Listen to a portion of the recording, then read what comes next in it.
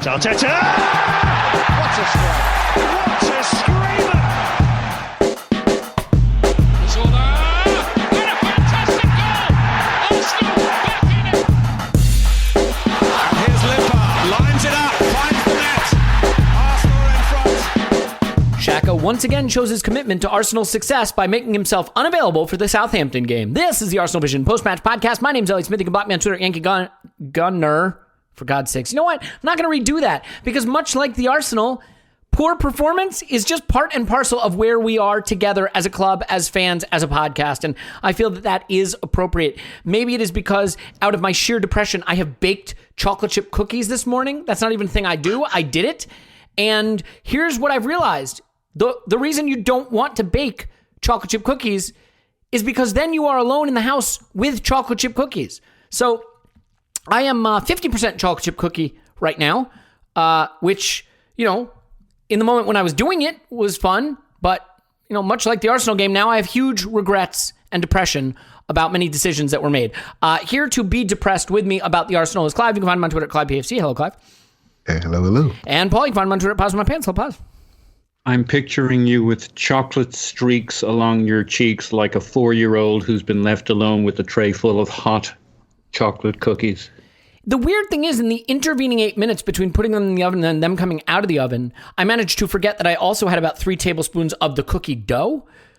So whatever that was, someone took the Men in Black flashy thing, neuralizer, and neuralized me, and then I wound up just going to town on the warm chocolate chip cookies. But you know, I mean, you have to self-medicate in the way that you find best. In the evening, for me, it is bourbon, and apparently before noon on a Monday, local time, it is chocolate chip cookies, which is disturbing.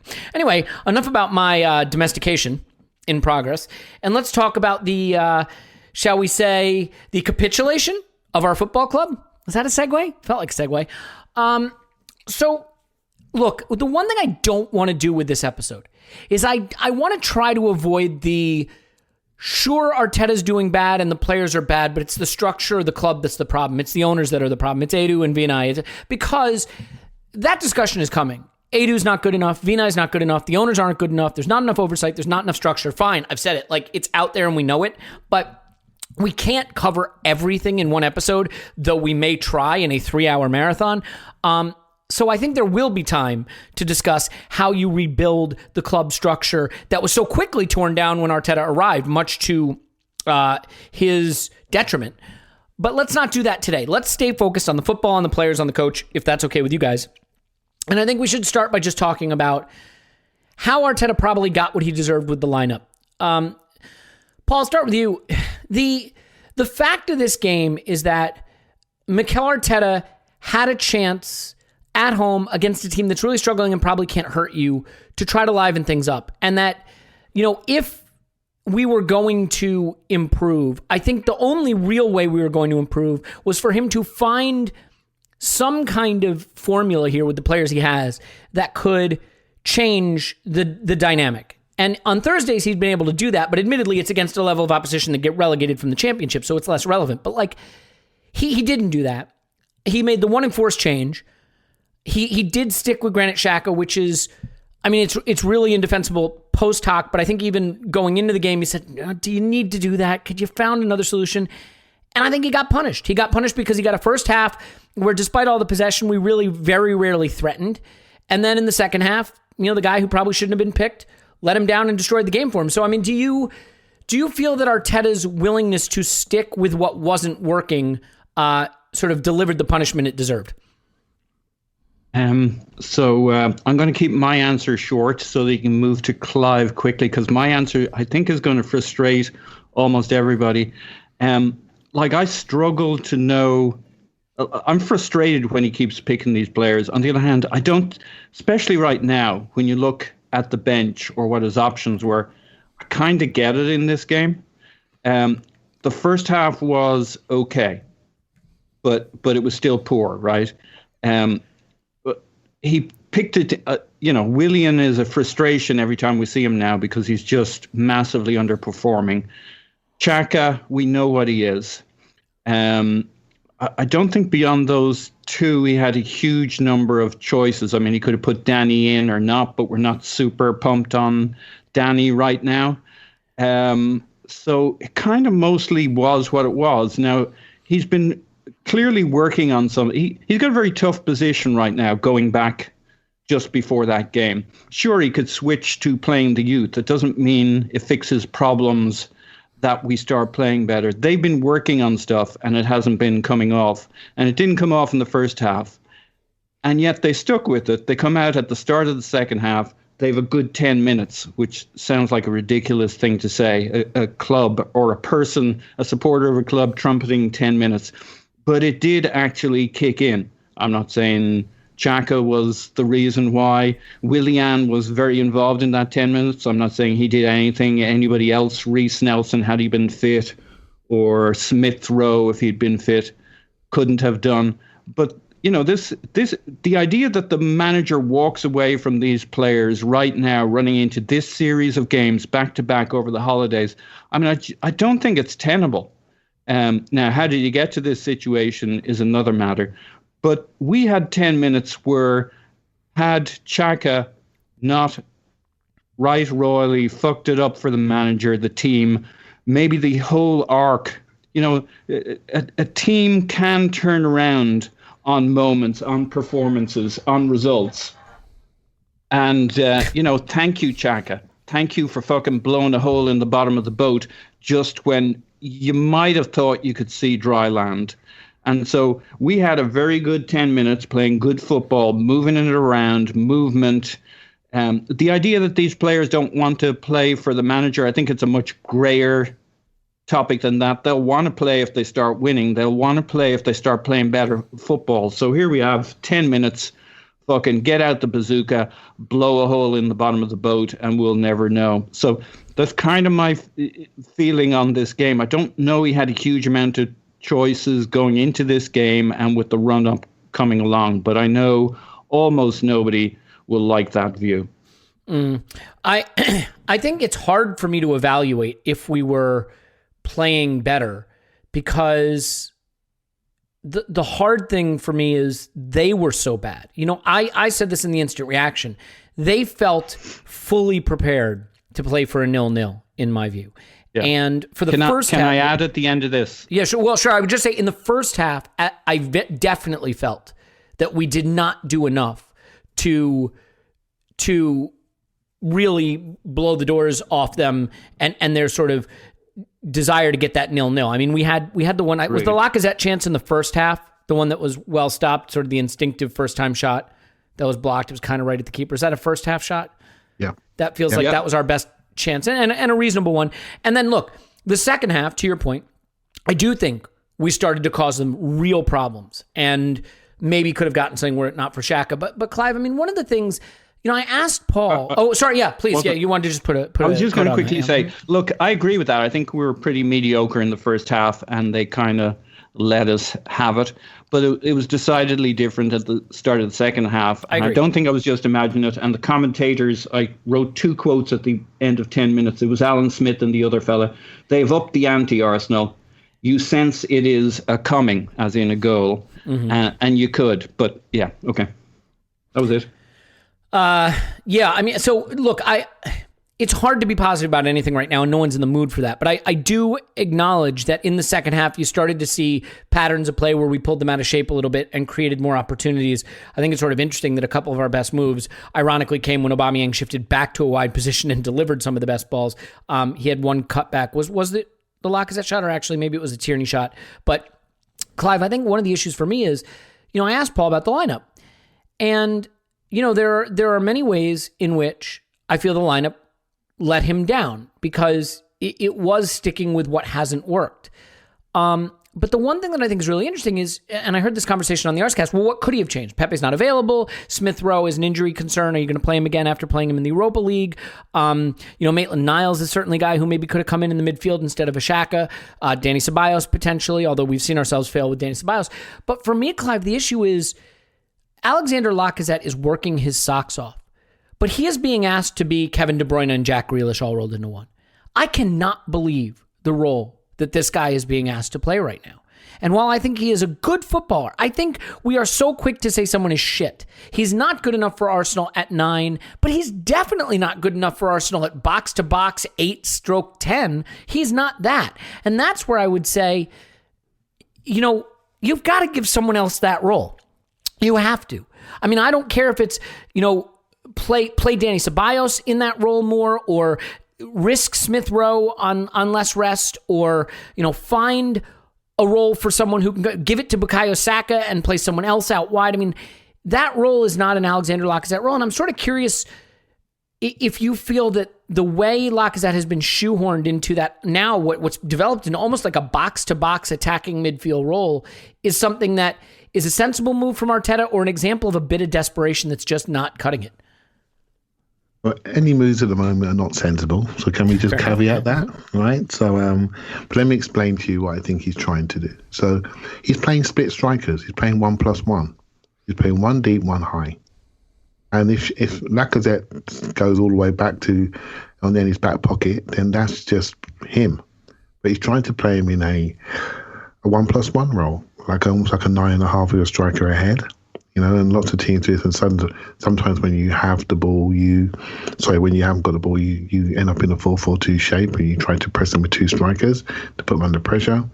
And that's what you do. And I've seen him do this before. So I don't think that's crazy. I don't come away from this game thinking, oh my God, Lacazette, Lacazette's form and his lack of conviction, you want that discussion, how he approached that chance in the first half, how he just bowled up to it and stuck his toe out. All he had to do was shape his inset and push it into the corner with a little bit of care and attention. And this game is a different story, right? That's the sort of thing I want to talk about. His lack of confidence and lack of balls when it really matters. When it didn't matter against Rapid Vienna, he's kicking it in from the West End. Do you see what I mean? And it's like, where do you go when it really matters? Where do you go? What do you want to be? The first time I saw this in Lacazette, and I really started to have doubts, was in Baku. The Baku game, he disappeared completely. I know they got disconnected. We played a 3-5-2, and they sat on us and pushed us wide and disconnected us, made the penalty box really crowded and bashed us up. But he was so easily disconnected, so fragile, so frail under pressure. I wonder why people can't see this sort of stuff and then decide on the back of it and say, this guy's not going to take us somewhere. We need to lose them. We need to lose them. We're not going to the promised land with you. We might go to halfway to the promised land with your mate, but we can't carry both of you, right? We got to make a decision. And we don't. We don't make the decisions quickly enough. So we end up failing massively, but failing a year and a bit later, and a year a bit older, a year and a bit, 180 grand a week coming out of our club.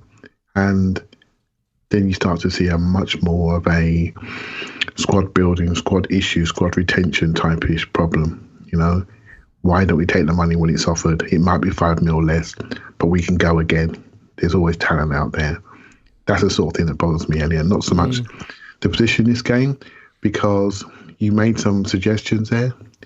Even in your voice, I think, I'm not sure you fully believe those suggestions. I don't have any conviction in the solutions that are in the squad, but I think what I have conviction is that, this is a manager, in my view, Clive, who one of the mistakes he's sort of made during his tenure, again, in my view, is a lot of very weird uses of certain players in ways that I think have not allowed them to do the things they're particularly skillful at or the best at. And I acknowledge that there are a lot of players that aren't very good in this squad. Can I just put one little bit on that? Because if you got this guy and he's trying to find a role for him, so the role that he found for him with Pepe and Aubameyang on the left, that front three, cup final system, blah, blah, blah, with Maitland-Niles or Saka sort of bodyguarding that left-hand side, making sure Aubameyang didn't have to work too hard and focus on goal scoring. Lacazette as a pivot, Pepe doing his individual thing on the right-hand side. Not too bad, right? Not great, but not too bad. Lacazette, we go to Leicester. Lacazette misses the key chances, the header on the line, and we see chances, the Liverpool chance he went through. I think he had a chance at City. And we all say, we want Aubameyang centre forward. And we all did, because what we see, we think, well, Aubameyang would have finished those chances. Lacazette, you're not doing it. Right? So we put Lacazette, we put Aubameyang centre forward. and we don't have any connection to him. He's literally on an island. So then he reacts and then puts Lacazette in behind him to try to create that relationship and connection. And we're still not seeing anything. So we're in a dilemma where we have a mismatch of a squad where we have some experienced guys that are not firing, we try to get them to fire, and some young guys who we're not sure quite ready. They look really promising. Our gut says we want to throw them in. We want to throw them in because we want to see what they've got, because this lot of crap. Yet we're not really convinced. Is that the right way to treat them? Is that the right way when they've been here 10 years to solve our little comfort problems of a period in time which has nothing to do with them and potentially hang them out to dry? We had a conversation last week about Eddie. We were saying he should be sold. We should be sold because Balogun's coming. Couple of bad games, couple of bad touches, and we're on to them. It's a very difficult dilemma for the manager. Do I go or do I stick? I think he overstuck. He needs to go a bit because I said this yesterday, Elliot. You cannot lose a North London derby and pick the same team, because what you're saying is that's okay. And that's never okay when you're an Arsenal manager. It's never okay to lose it like that. You make sure that you make a change, and it doesn't have to be 5 changes. It's 1 or 2 max, because you're saying that's not okay. These are the rhythms of my selection. We've lost a big game. Not everyone can survive that. Can't happen. It can't happen, because then you lose people. They can't read you when it comes to selection. And that's what I think's happened over the weekend. Yeah, and there's an argument we're going to have. I'm going to table it for later in the pod, because I think the minute I bring it up, it's going to, this whole thing's going to burst, and then we're all just going to yell at each other. So I'm going to save that, because that'll be fun for later. I think it is relevant, Clive, that you pointed out something really important, which is Lacazette, how he looked against Rapid Vienna versus how he looks in this game, and the degree of clinicalness and the degree of skillfulness. I mean, you just can't overemphasize the gulf in caliber, but also just the gulf in willingness to be, I don't know even how to put it, how to say it, to be more effective is the best way I can say it. Because another great example is Mohamed El Neni. I mean, he is, scoring a golazo against Dundalk, and then going back to, shuttle passes back to Xhaka in his defense against Burnley, and no progressive play, and not hurting them at all, and not pushing the ball forward, and being the player that he's sort of been maligned for, at least by me, during his Arsenal tenure. And that really is the issue. I want to read you a quote. I think this is super interesting. This is Daniel Farke's, is that how you say his name? Farke? I think he went down with Norwich. Yeah, Norwich man, Daniel Farke, yeah. Okay. In general, the teams that are promoted because of a solid defense find it easier to adapt to a higher level because they're still solid. And when they are then able to add quality in the offense, they have a good chance to stay in the league in the first season. They have more problems the year after because with no offensive plan, they struggle to take the next step. Now, he's talking about promoted teams, but this is so interesting because Arteta came in and gave us a defensive structure and it immediately righted the ship. But with no offensive plan, we've struggled to take the next step. And he says teams who are promoted with a brilliant offensive plan and possession-based side find it difficult to be successful in the first season because on a higher level, they're not that outstanding anymore. They have to do what's not that much in the DNA of the players. It's more about defending to be solid. The offensive players who were praised as much the season before then need good defending behavior. These types of teams struggle a lot in the first season. Once you're then capable of staying in the league, then the second and third years are much easier.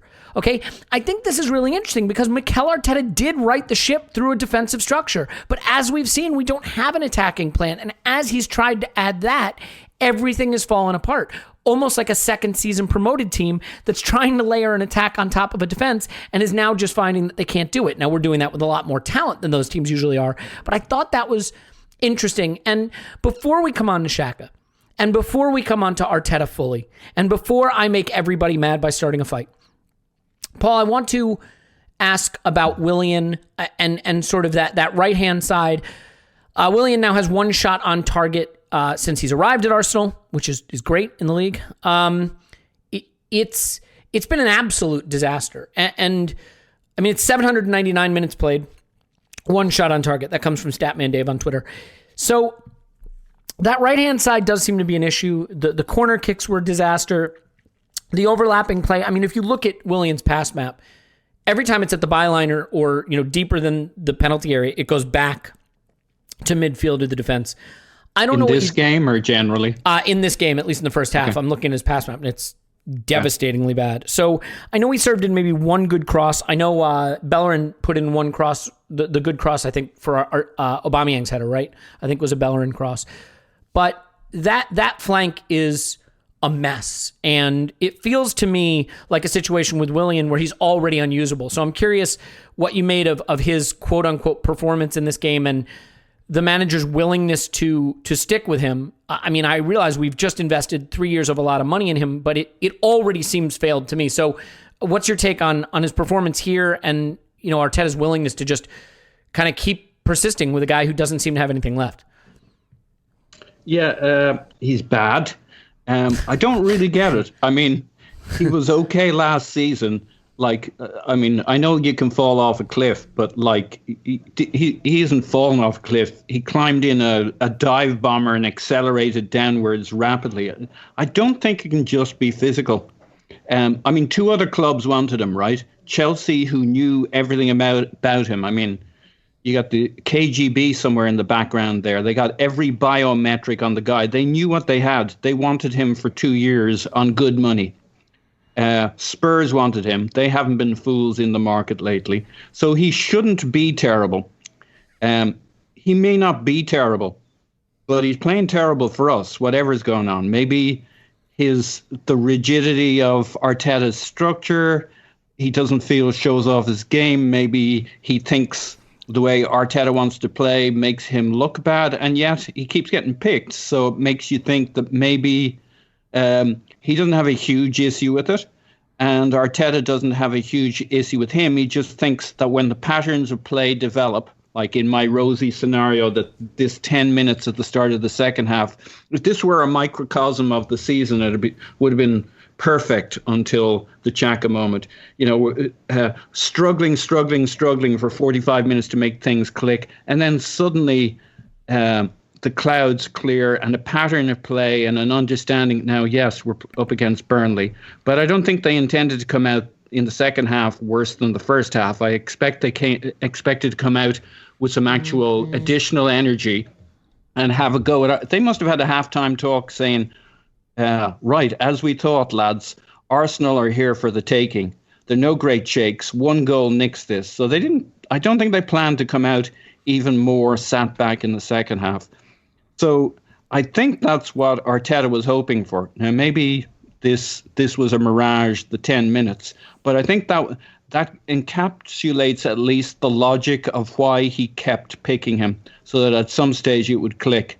I doubt Willian's metrics, like his biometrics, have dipped so much that he's a different player. I don't know why he's so bad. He wasn't this bad when the games I saw last year. And as I say, this is 3 clubs who wanted him, not just 2. And the other 2 clubs are, you would have to say, well run when it comes to recruitment, one of whom knew absolutely everything about him. So I don't understand it. He's bad. He does. What I don't get is that kind of jogging around thing, that lack of movement. In general, I don't get it with players, but then I've never been a professional player. Like, if you're not playing well, at least literally run around a bit. Make it look like you're bleeding for the team. Bang into a bunch of people. I don't quite get that now. If what you're really struggling to do is to implement the plan, and that's what's going on in your head, and that's why you're jogging around the place, you're like, what should I be doing here? It's more important to work out how to click into the plan, the patterns, the movement. But man, he'll play a pass back and then not make that run, or he'll make it 1 out of 2 times or 1 out of 3 times. He's not the only one who does that. I don't get it. Somebody who's a professional footballer can explain it to me someday. I don't get it. Fucking run. If you're not, if you're not there, if things aren't clicking for you, at least make those runs. Always be running. That clip recently with Lineker talking about strikers and how the best ones make one for the defender, one for themselves. In other words, they pull out and they move back in again. I mean, there's a version of that for every player on the pitch. You should always be moving. Always. Yeah. Look, I don't get it. I have to tell you, Paul, like I never wanted Willian and that I thought it was an insanely stupid move. And we'll come on to some of this in a bit. But in my wildest nightmares, I thought usable first season. You know what I mean? Usable first season. I thought if we'd got him for 2 years, that was okay. I mean, I didn't think that. And I'm as everybody knows, I'm not the optimist. Yeah, go ahead, Clive. When we got him, what job did you think he was doing? Well, we talked ourselves into the idea that he'd come in field and play a little more of that linking role because, you know, maybe his pace is going a bit, but he still has control and decision making. I think I think we talked ourselves into it. Tim told us not to. I don't think we did. I remember us talking about it. I think 90% of it was we thought he'd play on the right. We did? So wait, I want to be clear about something. I did. That doesn't Tim make did. any sense because what that means is we believed he was being brought in as a Pepe replacement, and we were okay with that? I mean, I remember talking about it on the pod, and like I was, I mean, it's not that we didn't entertain the idea that he might be tried out as a 10, but I would say Tim and I can't speak for Clive, but I know Tim and I basically saw him as Tim did, to be fair. A right wing, so and we definitely well. debated that clash. Then, what's the logic with Pepe? We were very concerned about the Pepe angle. I'm going to trust here. Let me just say this real quick, Clive, before we come back. Is just that in my view of trying to at least justify a move I hated, it was he'll play on the left so Oba can go central and Lacazette doesn't start every game, or he'll play as a linking player with Saka on the left, Pepe on the right, and Oba through the middle. In my wildest nightmares, it was never he will start instead of Pepe and be abjectly terrible from the get-go. Clive? Yep, I was the same. I thought he may go on the left, and Tim said he plays most of the game on the right. I thought, okay, but surely we can't be really investing on the right hand side. Because he must play as an inside player against Sheffield United. We played in the sort of the base of the front four diamond. About 25 minutes against Sheffield United of Oasis lovely football. I thought, there you go. We found his role. He's got to play on the inside. He can't be up and down and around the outside at 30, 32, wherever he is. And that was a position for me. And but it hasn't happened since, right? So I never thought he would take out the guy who was man of the match in the cup final on record signing. I never thought that was going to be the issue. I will say something, and Paul said something yesterday, and I'm not sure if you realise what genius it actually was, right? So, but careful, man. Let's not praise the guy too much. He's already impossible to live with. Yeah, we know this. But what say this very slowly, Clive. Okay, you said something last night. You said about Arteta being offered certain players, and I think it was Cedric, and you said, but we shouldn't be offering him Cedric. And I thought, this is the crux of the issue for me. Why are we offering Willian to our manager? Why do we feel we need Willian? Unless we can answer this question, we're not going to be able to move forward. What if he wanted him? What if he wanted Willian? Well, that's what happens when you make a young coach manager. So what, though? So players get offered around all the time. But we just happen to have his agent in the club. Do you know what I mean? Well embedded with our director of football. So he's director of football, got the right name, the right title. And then you're offered 2 or 3 of his clients. Now, if you're a bit more experienced, you say, you know what? Let me just hold for a while. Let me find out what I've got here. Do you know what I mean? But we've taken him for whatever reason. But you know what? The question is, why do we feel we need it? And there was a great podcast out last week, Second Captain's podcast. I think they used the title that this what Arsenal suffer from is something called status anxiety.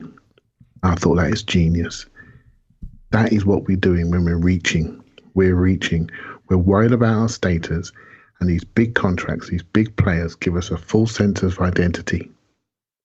And it's, why are we doing this?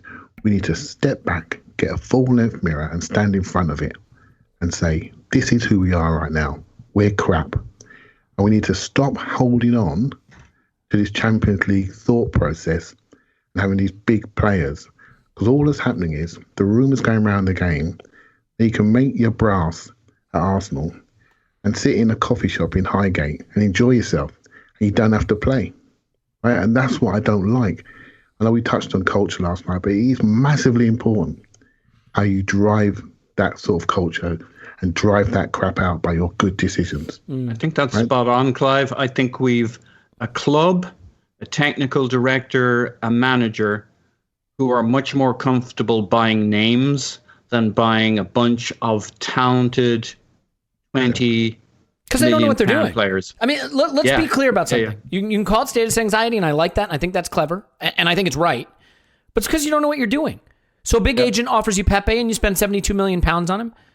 And then the coach wants someone experienced who he feels will follow instructions, so you get a 32-year-old to replace him. It's insanity. Now, look, I think there is a deep irony in the fact that Mikel Arteta has been really torpedoed by the senior experienced players that he was so wedded to. That, apparently we had an offer to sell Xhaka back to Germany, that he changed his mind on doing it. He wanted to keep him in the team, and he brought him back into the fold, and he went and got Willian, a senior guy who would follow instructions, and David Luiz, and all these experienced dudes, and they are the ones who have absolutely torpedoed him, while meanwhile a kid in Bukayo Saka is running around all over the pitch trying to do whatever he can to keep the team ticking over. It really is a shame, frankly. And Clive, there's really only two conversations left to have in this podcast. One is Granit Xhaka, and the other is Mikel Arteta. So let's do the Xhaka part, and then we're going to get to the hard Mikel Arteta part, and I'll start the fight that will lead to the downfall of the podcast.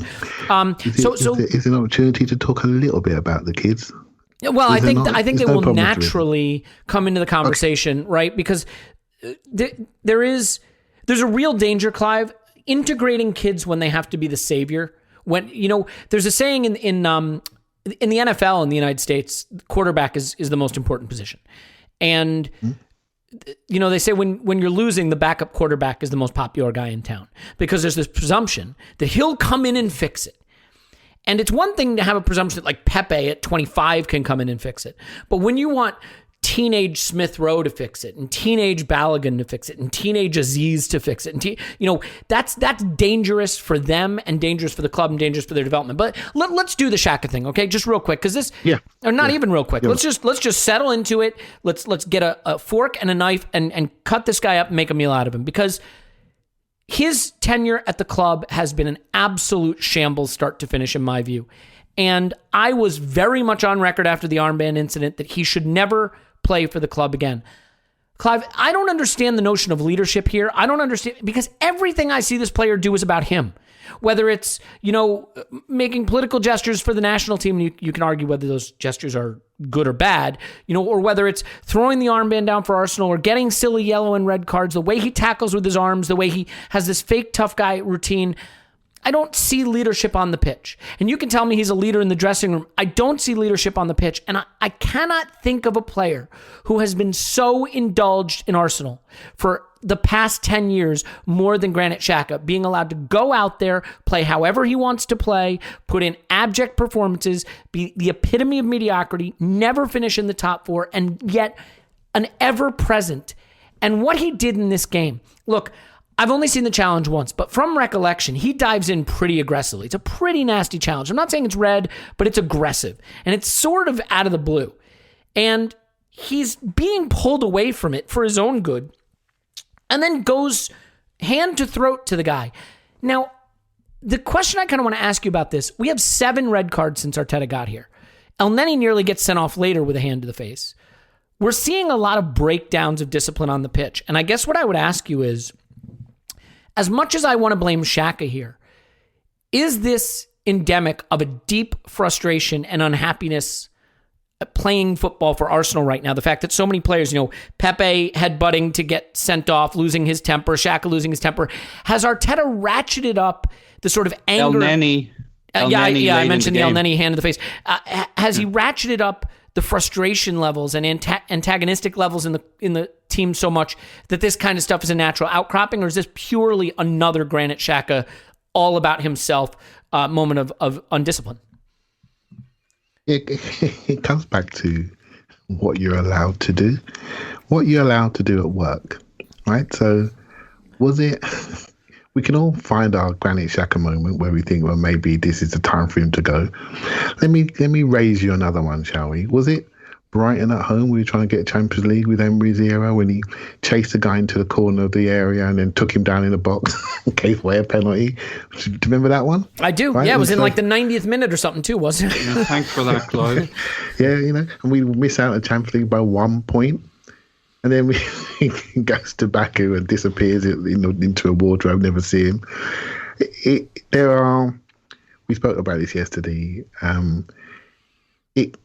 He does epitomise everything that's gone wrong because he's an average player with attributes which no longer belong at the top table of the English Premier League. He's a target for other teams. His superpower has reduced in power. His ability to pass has reduced. He fools the statistics by playing these passes into the final third. But we've all seen these passes now, so we're not buying it anymore, right? So, and they're not getting through as much as they used to. He hasn't got the range to switch. He hasn't got the range over the top. So the things that I would come back to, he says, we try to convince ourselves. We convince ourselves that we need a solid guy in there. We think, he's playing against Burnley. Maybe we need him for his aerial ability. Well, every time I look at a cross, he's jumping under it. So he's no longer doing that anymore. He's classic. If you don't look at yourself and say, well, after that Brighton game, that we need to get this guy out. We've seen the best of him. Do it before it's ready. Do it a year earlier than you should, because that's generally the right time. That's what you used to do. When people used to leave before, I used to almost cry because they were, well, why are we doing this? And a year later, you think, I guess thank God we got rid of him. We do it a year later than that, If you don't look after your house, this is what's going to happen. We're just too comfortable with mediocrity in our camp, and they are allowed to do what they like. And it comes back to that culture issue. You're allowed to do that. That tells you that at Arsenal, it's okay to give away a penalty in a critical game for the Champions League, go out there and continually stink out the house, go out there, throw the shirt down, throw the armband down, tell the crowd to get stuff, and you're still here. At some point, there needs to be a moment we said, these are the standards by which we live by. These are the standards that we expect of our players. And if you go over those standards, you're not here. And I know that's going to link onto that's almost links to why I was impressed with Arteta when he first came in, because he was talking like this. It's exactly what I wanted to hear. He was telling us who we are, telling us who our values are. This is how we're going to live. This is how we're going to be. I'm thinking, at last, somebody's come along. We have a long way to go, a really long way to go. At last, someone's come along. And then when the pressure hits, he's still here and he's still getting picked. And he's still getting picked after North London Derby. That's where the mixed messages come in. And if you allow yourself into mixed messages, well, you're into the washing machine, aren't you? And good luck, mate. Good luck in the Arsenal washing machine. You never come out of there. You never come out of there. Unless you start winning foot matches real quick, right? And we spotted this well with the Pepe incident. And there are many examples of players that continually are allowed to be below the standard and still here. Not only still here, managed to fool us for long enough that they walk away for free. You know what I mean? And so we can't even rebuild. We can't even get any resale value because we're that stupid that we can't rebuild. So we're now relying on £7 million forwards from Brazil who are 18. We're so stupid as a club. And then, of course, the people that front the club become targets and they become associated with this stupidity. And if you're associated with this level of stupidity, you deserve what you get. And Arteta picked him this weekend and he deserved what's coming. He better fix this real quick. Yeah, he got what he deserved. I mean, I hate to say it, but he got exactly what he deserved. And if you indulge someone like Granit Xhaka long enough, you're just going to keep getting punished. Because is Granit Xhaka a terrible footballer? He isn't. Like, I say this so many times. There is this false binary that players are either good or they're shit. And that just isn't the case. Granit Xhaka's fine. He's not good enough for us. We've never been top four with him in the team. He's been an ever-present. He doesn't have the athleticism. He has one type of pass he can make. Spin it out, hard and low to the fullback, and that's his contribution. When he needs to tackle, he does it with his arms. He's always out of position. And he has no ability to control his temper. And there are people that will back him because it's passion. P-A-S-H-U-N, of course.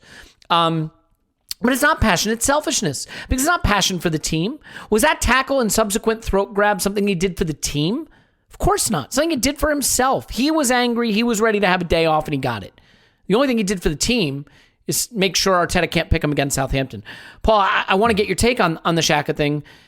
At some level, I'm prepared to just heap all the blame on Granit Xhaka because I've got plenty of time for criticizing Granit Xhaka, who, in my view, should never have played football for Arsenal again after the armband incident. We've covered it at length. So if you want to hear my argument for that, it's on record, and I don't think it needs to be reiterated much beyond what I said at the time, whether you agree with it or disagree with it. I mean, that's just how I felt, and I will continue to feel that way.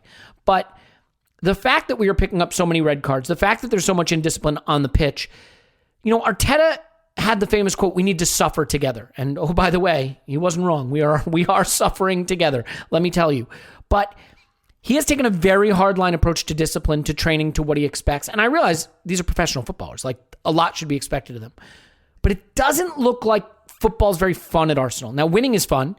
So if training is hard, but you're winning a lot, that can be fun. But if training is hard and the discipline is strict and the football is bad and the results aren't there, you've got an issue. Paul, I think when you decide to do things a certain way in football, when you decide to make unconventional choices and make hardline choices and go really up against your own players, the only way it works is winning. And the minute you stop winning, it's a catastrophe. And I'm worried that that's kind of what's happened here. So do you see this as purely a Granit Xhaka problem, or do you think that while it is a Granit Xhaka problem, we don't want to excuse him, it is starting to look like a problem of attitude among the players generally?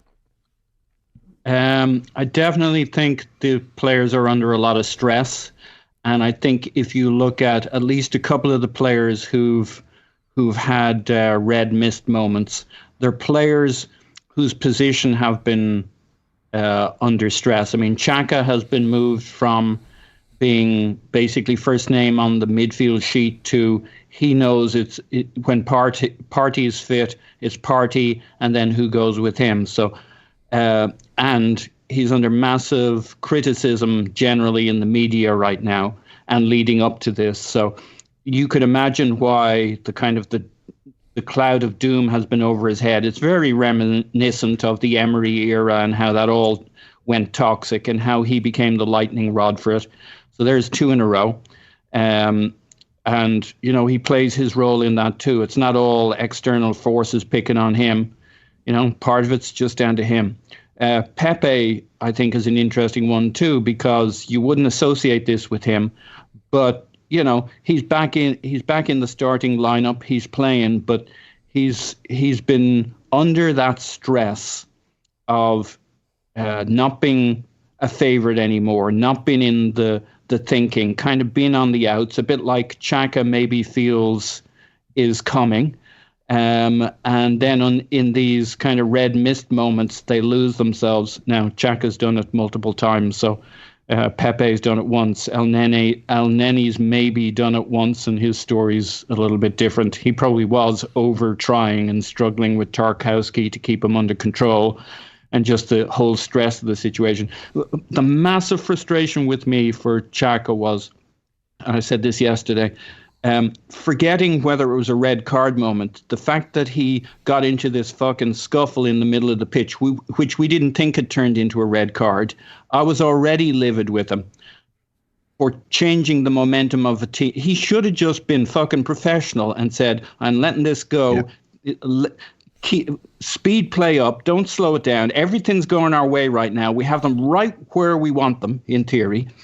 Don't fucking change the momentum. Don't get them stirred up. Don't get them fired up. Don't get them barreling into tackles and pressing us down all over the place. When you have the momentum going your way, you're not going to have it for 45 minutes. We had it for 10 minutes. We could turn it into 20, 25 minutes, get a goal. We've scored 3 goals in like 7 minutes.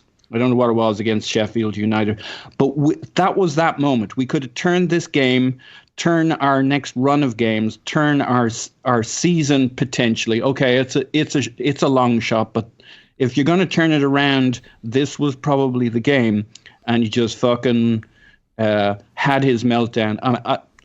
I'm not going to. This is not the day to do any kind of defense of Granit Xhaka. I don't share other people's views.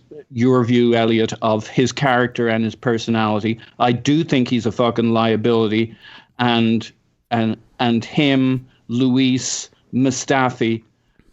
It's a calculated gamble when you play those guys consistently, because when the same conditions arise in the future, the same outcome will come, and that's true of Luis and it's true of Mustafi. So when you pick them, you're assuming that this and the next 3, 4, 5 games, you're going to dodge a bullet, but eventually there'll be a bullet. Now, I'm reading some biographies of, I got them stacked up over there, Lenin, Hitler, and feckin' Stalin. And the one thing I've become clear is you got to be pretty bloodthirsty and you need some scapegoats. Now, the scapegoats can be the real deal or just scapegoats, but certainly...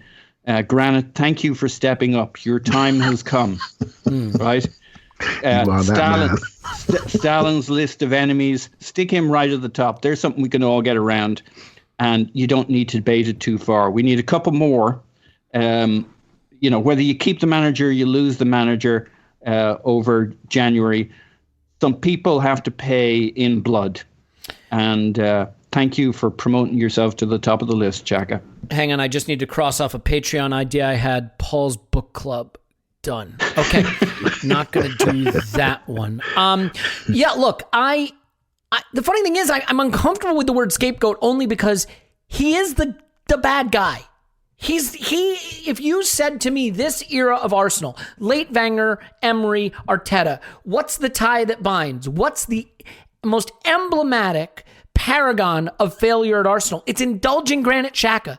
It's playing him when he wasn't good enough. It's not moving him on when he had some resale value. It's letting him get the armband, then throw it on the ground and tell the fans to go fuck themselves, then letting him post an Instagram post in the match day program because he wouldn't apologize, then bringing him back into the fold, then turning down another chance to move him on, then making him an ever-present again, and just not learning any lessons, indulging guys that can't get you where you want to go. It is the quintessential problem at Arsenal. And now we're going to have the fight. Because Clive... Please, yeah, if you want to say something before this devolves into a fight, now would be the time to do it. Mate, don't fight me, right? So what I'm going to say is... Well, not with fists, obviously. I'm a coward. I'm talking about words alone. What I will say is, let's be honest, right? Should we have bought him in the first place? Right? This is what I'm trying to talk about. We spent 35 million on somebody that no one else was fighting for. We had a chance to get N'Golo Kante. We didn't want to give his brothers a couple of million in their back pocket. Chelsea did. Bang, in you come. Win the league title in your first season. There you go. Thank you very much. That's what a proper midfielder looks like. He can move. He can run. He's won the league already. He's shown he held the Leicester midfield together on his own. He made Danny Drinkwater look good, for God's sake. And then he basically had the chance to come to Arsenal, and we found that because of our morals and our values and what we stand for, etc., etc., etc., we went for the other bloke that's runs around in diving boots, can't move, bad disciplinary record. And then we find a way to keep him here over many, many years. How long has he been here? Is it 4 or 5 years? Must be something like that. Gotta be, yeah. 4 or 5 years? 4 or 5 years. He's on his second contract, I believe. Do you understand? You understand what I'm saying? Mm-hmm. We talk about the output of something that we did to ourselves. Arteta didn't sign him. Everyone plays him because he cons them with leadership. But this is the root cause of the problem at Arsenal. How we got here is by those dumb decisions. There's too many of them to mention. Yeah. So let's talk about Arteta now, because I want to be clear. I'm going to plant my flag, and I'm not going to speak for anybody else. Mikel Arteta has to go. Mikel Arteta will not turn this around. That doesn't mean Mikel Arteta does not have a big career in coaching, that Mikel Arteta doesn't have good ideas about football, that Mikel Arteta is not a bright guy. I've watched a lot of football for a long time. I cannot think of situations that have hit this kind of nadir where the guy in charge turned it around. And I'm sure now I will get hundreds of tweets and emails about the one example where that happened. But it's kind of like the age curve conversation. We say, no, this is the guy that's going to beat that. If you think this guy, Arteta, is the guy who's going to turn around a situation that is almost never turned around, that's great. And if you want to say that talking about relegation is hyperbole, I mostly agree with you. But we have lost 4 at home in a row for the first time since 1959 and just lost at home to Burnley. So the idea that there are points around the corner is not a foregone conclusion. And there's no Thomas Partey during this crowded period. I mean, I don't know how you can say that a team that can't score goals, that doesn't have good players, that has a coach that is floundering, is definitely going to pick up points. Now, we probably are. But, I don't see how he turns this around. And the issue, of course, goes beyond him. Please do not conflate me saying that Arteta needs to go with me saying Arteta is the whole problem. He is not the whole problem.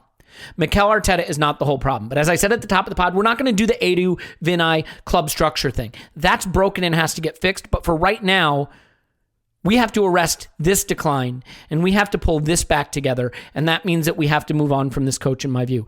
And this is where the fight's going to happen. Clive, when you make choices that are iconoclastic, when you do things that are controversial, when you hurt feelings, when you push buttons, when you make tough decisions, that can work. But it has to work. Because if it doesn't work, it collapses spectacularly. And Mikel Arteta has done things since he arrived at Arsenal that even the most senior managers with cup-winning experience, European Cup, Premier League title-winning experience, would struggle to do. And he has tried to do it as a first-time coach. He got involved in the players giving up a piece of their salary during the pandemic, their wages. He kicked Ozil out of the team, kicked Socrates out of the team, kicked Guendouzi out of the team. He has chosen to isolate William Saliba. These are big calls, big calls. He has opted to go after certain players in the market that you maybe have to scratch your head about and made some selection decisions that you have to scratch your head about, putting Pepe on the sideline to bring Willian in. These are big, iconoclastic moves that are not done very frequently. An approach to discipline that seemed extremely harsh and suddenly, maybe with Willian breaking COVID protocol, for example, doesn't always seem evenly applied. So when you do those things and they work, then you deserve all the praise in the world. But when you do things that orthogonal from the way things are done traditionally and from the kinds of decision making that you would consider within the normal scope of how coaches work, you have to have it work. If it doesn't work, it fails spectacularly. And in my view, Clive, that's what we're seeing. We are seeing the decision to get involved in his players' money, the decision to isolate Ozil and Socrates and Guendouzi and Saliba and Pepe, the decision to do the things the way he's done is now collapsing in on itself, in my view. And I think, unfortunately, these same senior players that he nailed his colors to the mast with are the ones who are revolting against that. I know David Luiz's agent put out a statement saying, I'm totally happy with the coach, but he's got priors here.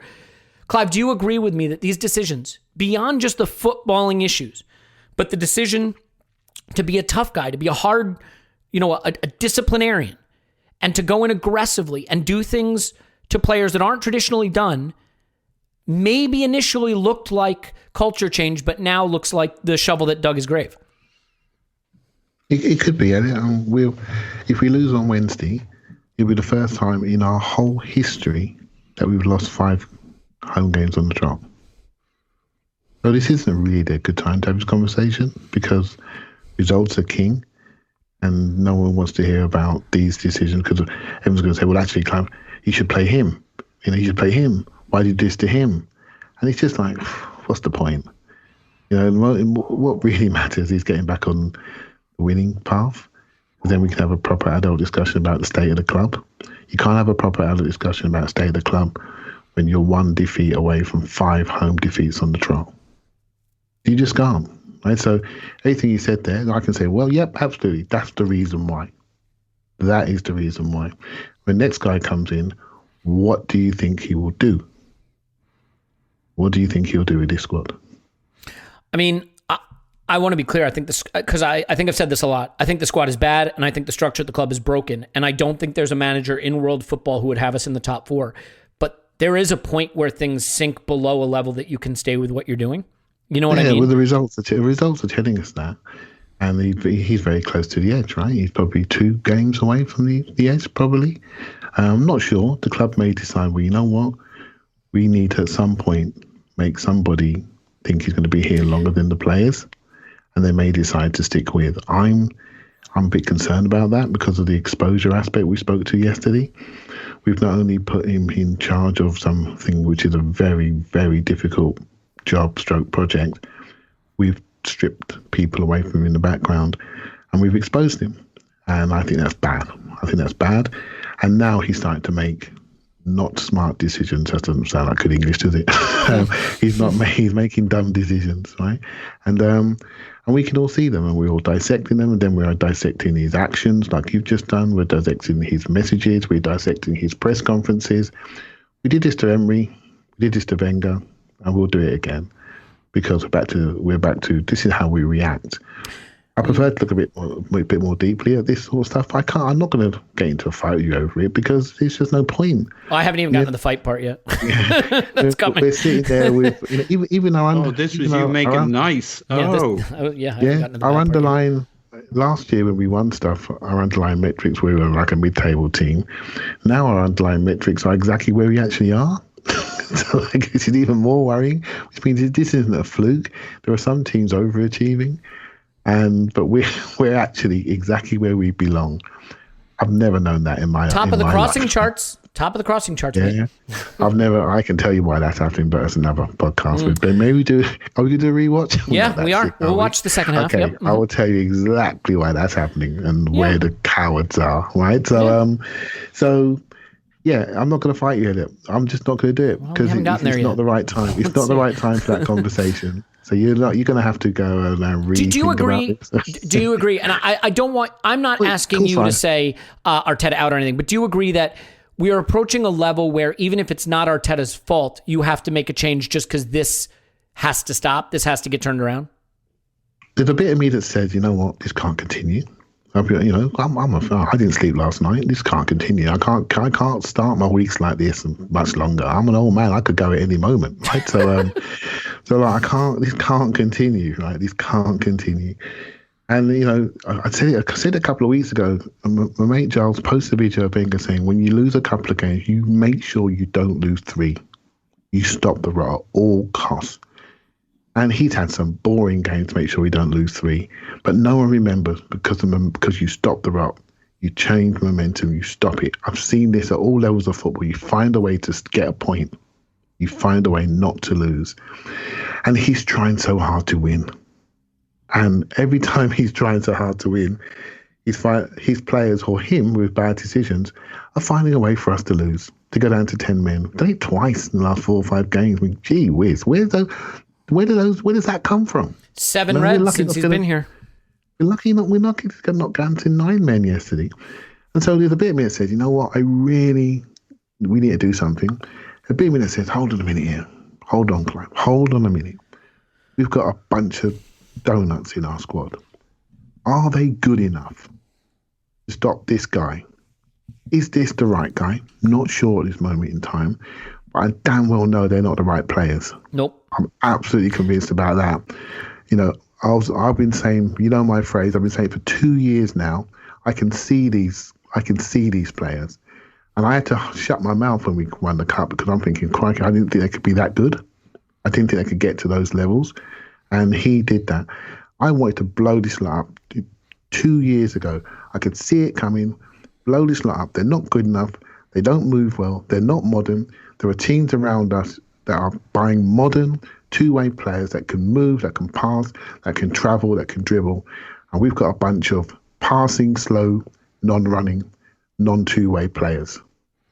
And the age profile and the technical profile and the physical profile of this team does not belong anywhere near the top end of the league. Forget what we're called. Forget what our stadium looks like.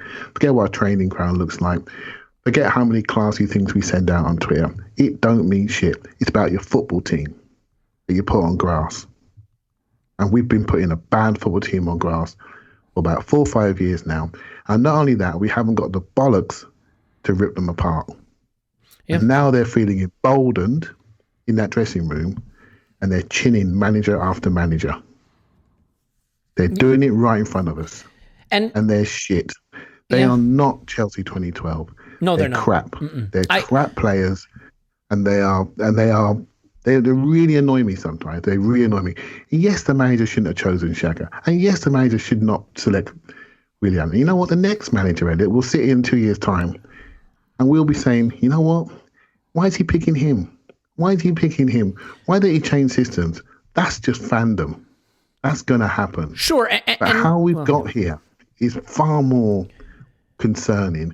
And how we're still here concerns me. And that comes back to, I know you don't want to talk about it tonight, but somebody lead this club. The structure is going to have to get, look, that discussion will happen. I didn't want to do it today because it's such a big discussion and it's separate because Vinay's not the guy and Edu's not the guy and the Cronkies don't know who to put in, and that's been clear. Raul never should have been there. He was there just fleecing the club for money. Like, none of this is okay, but that's another conversation. And in this moment, I wanted to focus on this specific issue. And Paul, I'll let you come back in here real quick, but I want to add to Clive's point about the players not being good enough because he's right, but it raises another issue.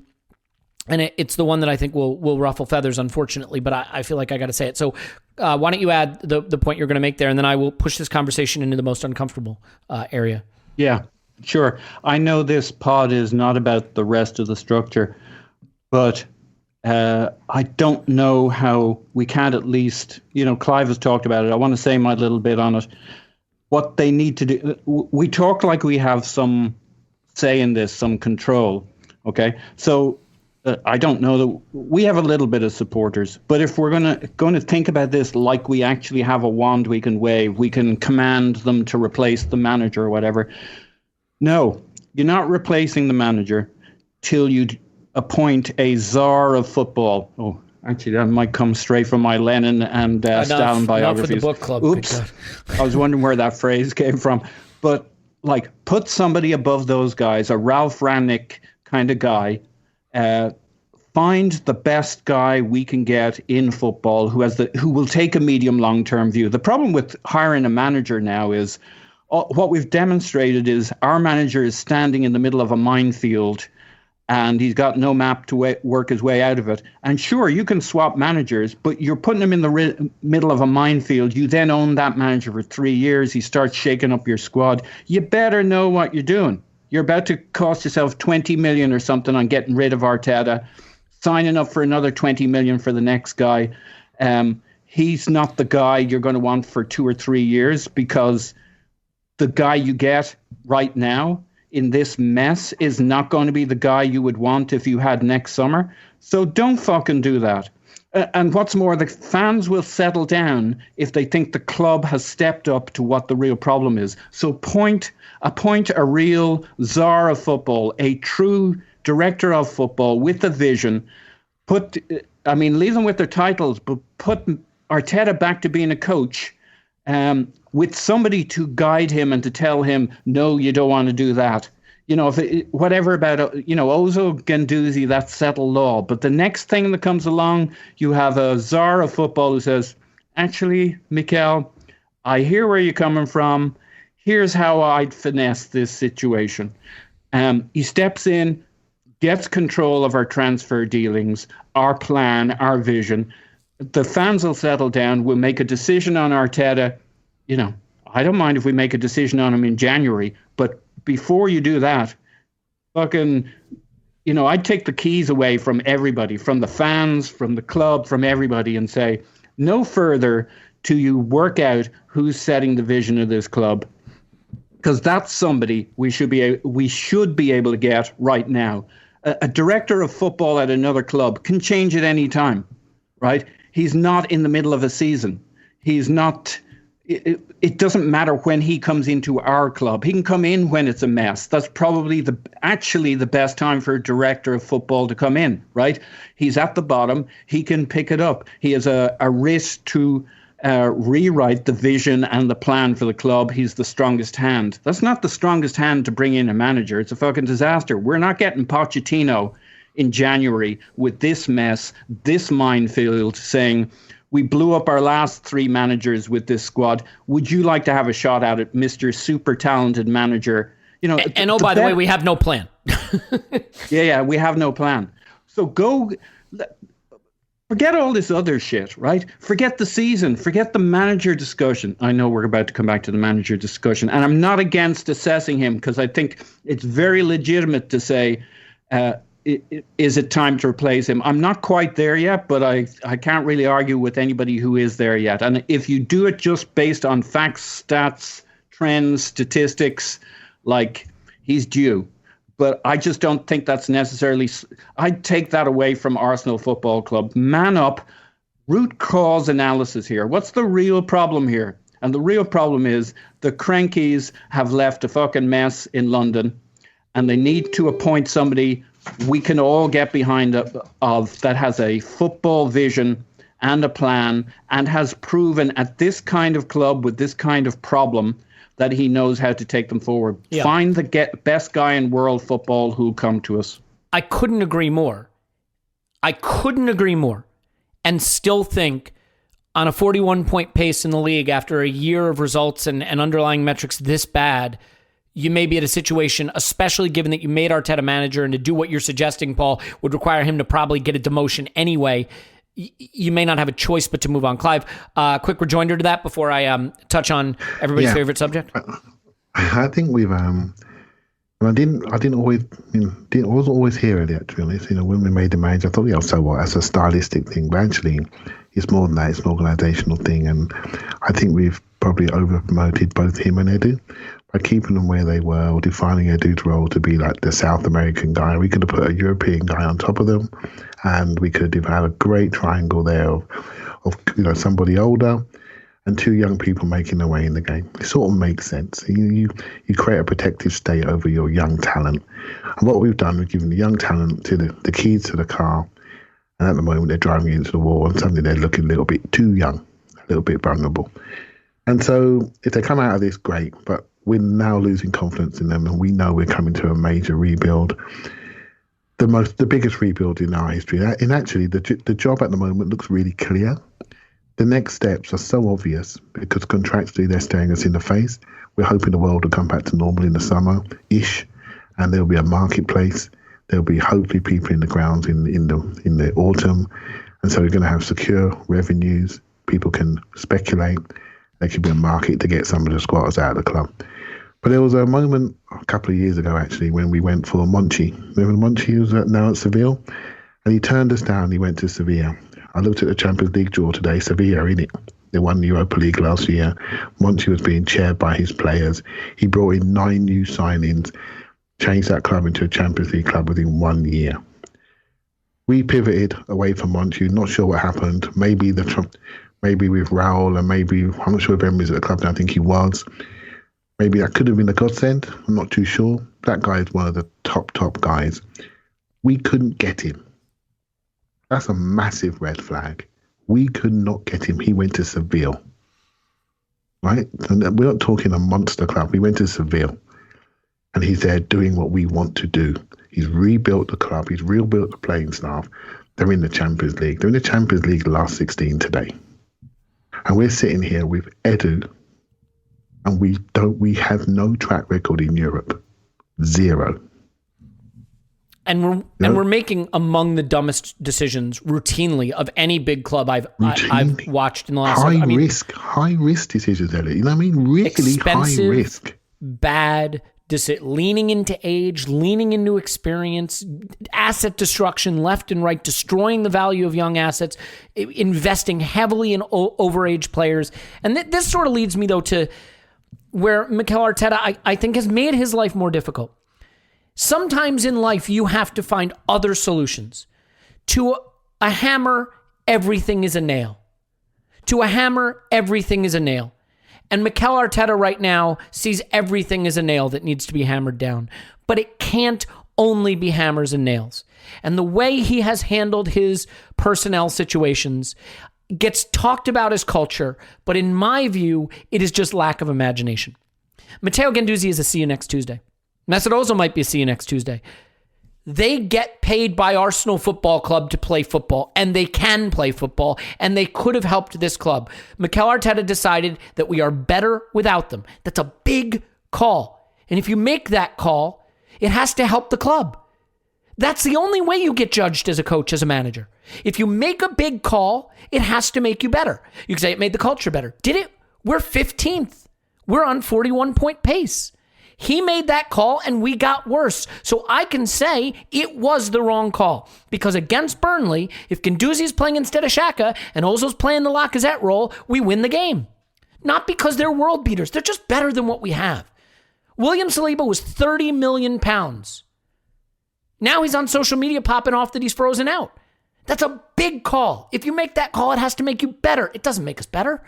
Rob Holding was on his way to Newcastle. Now he's here and Saliba's frozen out. That doesn't make us better. Reece Nelson was all set for a loan, then we pulled it back. It doesn't make us better. Ainsley Maitland-Niles, we were going to sell him for 15, 20 million to Wolves, and now he's just not playing. It doesn't make us better. 300,000 pounds a week to a 31-year-old striker, 200,000 pounds a week to a 32-year-old Chelsea reject. It doesn't make us better. And when you make these calls, if they don't make you better, you have to pay the piper. Because I can understand the culture argument. I got into it with LeGrove on Twitter. A smart guy, knows what he's talking about. I just think when it comes, Paul said this on the Instant Reaction Pod. We are in the football business, not the culture business. If you're running a 10,000 person company, culture is very important because it binds the whole thing together. It's hard to manage 10,000 people. Football's a 20 person group. Those are the only people that matter. It's really about individual accountability and individual performances. You can't watch what Shaq is doing on the pitch and say that's culture and he gets picked every week. You can't. And now you have to start asking questions even about 50 million pounds on Thomas Partey. Great player. Should a club that's in 15th spend 50 million pounds on a 27, 28-year-old? We're not going to be good while he's at the club. He's not going to get us top 4. So, I heard James say on the Arscast, we need to treat January like a summer window. And while I loved this Arscast episode, I thought it was fantastic, I couldn't disagree more. We need to spend 0 in January and sell. Because the people in charge right now should not be spending anything because they've proven they have no judgment. Ultimately, we have destroyed asset value, we have pushed players out of the club, and we are worse for it. And I think, unfortunately, Mikel Arteta, I get it. He wanted to hammer down nails and he wanted to create culture. And if you win football games, everyone says, great job creating culture. But we didn't. And now his life is harder. Because he can't pick Matteo Guendouzi instead of Granit Xhaka. Because he can't pick Mesut Ozil to play the role that Lacazette is not suited for. Because he can't pick William Saliba instead of Rob Holding. And Rob Holding played well against Burnley, by the way. No criticism to him. It's just, he took 72 million pounds of Pepe and replaced him with 32-year-old Willian in the starting lineup. These are decisions that ultimately do cost you your job because they make the team worse. And that's the problem. You can talk culture all you want. When teams win, they have a good culture. When Salah and Mane fight on the pitch and Liverpool win the title, it's their desire, right? It's their winning culture. When Danny Ceballos and David Luiz and Danny Ceballos and Eddie Nketiah fight, it's a sign that things are imploding. We just like to apply that term post hoc, but we're not winning. And so, Paul, it is a long way for me saying that I keep getting told all these reasons why dumb moves are smart. And ultimately, maybe they're smart if they work, but none of them worked. So maybe these head-scratching moves that very few clubs make, you don't see 3-4 players frozen out at big clubs very often. Maybe they're just not smart. And there's, the Jose Mourinho thing, I hate him. But Paul, there's a reason third season Jose Mourinho is a thing. Because that style, that aggressive, toxic manager approach, that hammer and nail approach can work if it binds everyone together and gets them fighting. But after a short period of time, they just don't want that anymore. They need a change. And that's the third season Jose Mourinho. That happens to Thomas Tuchel.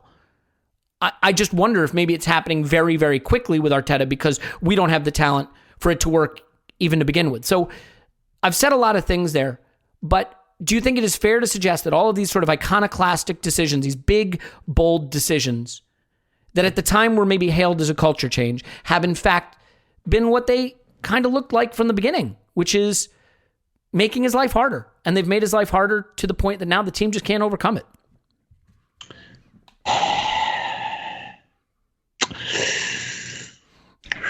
So I'd be okay with the Ozil and the Guendouzi stuff. I don't know that I love the getting involved in the salary stuff, but okay. I think it played well in the suffering together thing. I think it's also a large part of how he ended up being a manager instead of a coach. That's the downside of it. Taking what would be perceived, at least from the club side, as taking the club side. Yeah, fair enough. So I don't love that whole situation, but I still don't think it's the be-all and end-all of this. I think there was a way that there's no reason that those three items are the reason we're in the mess we're at. I think Here's where I think I differ from you a little bit in that I don't think taking a tough stand early on a couple of things is the worst thing in the world to do. And I think once you develop an understanding with your team, your crew, your squad, as you said, you build your own culture, you build trust.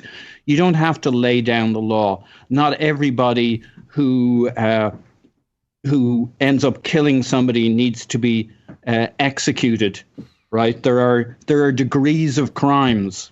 There are degrees of punishment depending on circumstances. And as time goes on and trust builds within the squad, you handle different things differently. Like the Willian thing, going off to Dubai or whatever. We don't have all the details, but I've no problem with the fact that the understanding between the team and the coach evolves over time. That's how it should be. I don't want him firing players out of a cannon every time something goes wrong after 3 or 6 months, even if he should fire the first one or two who make egregious errors. So I'm okay if it evolves in terms of the rule setting.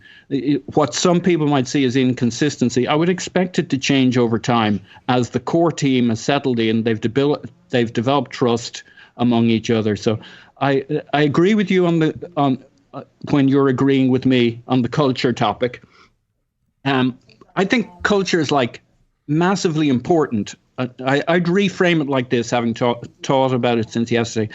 Culture is massively important, but the coach doesn't really get to make it except through winning, right? He can have a little input at the start, but then he's got to get on to football and making pragmatic decisions. And those could be things like finding a way to build bridges with Ozil or finding another way to handle Guendouzi. Those are pragmatic decisions. So he made his decisions. I'll live with them because I don't have all the details. But at some point, I agree with you. He needs to start getting super pragmatic about what bridges he burns, who he keeps in the mix, because you need players, you need talent. We could definitely have used Guendouzi, but I don't think he's necessarily the answer to all our prayers.